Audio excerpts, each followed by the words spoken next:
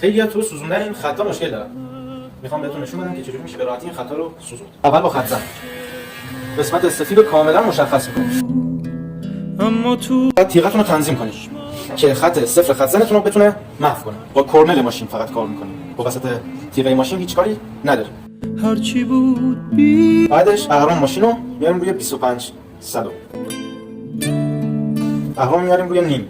دقت داشته باشین که ماشین رو نباید محکم روی سر فشار بدیم که پوست حرکت کنه. قسمت شقیقه پوست خیلی افتاده‌ای داره که با کوچکترین فشار جابجا میشه. باید فشار دستمون زیاد باشه که این پوسته حرکت کنه. داشته باشه.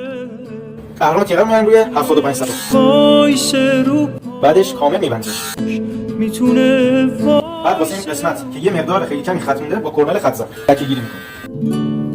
شونی یکانیمو میندازیم، اهرم ماشین رو کاملا میبندیم. مثل سری قبل با کرنل ماشین. اهرم ماشین رو میذاریم روی نیم. مرحله بعد کامل اهرم ماشین رو میبندیم. اهرم ماشین رو میذاریم روی 75 صدو. قسمت بعدی شونی 3 میلیمتر یا شماره 1 میندازیم. اهرم ماشین رو کاملا میبندیم. اهرم ماشین رو روی نیم میذاریم. اهرم ماشین کاملا باز می‌کنیم. شونه 4 رو می‌ذاریم، اهرم کاملا باز می‌کنیم. اهرم ماشین رو روی نیم می‌ذاریم. اهرم ماشین رو کاملا می‌بندیم. این قسمتایی که تیره هست با قیچی پیتاژ لکه‌گیری می‌کنیم.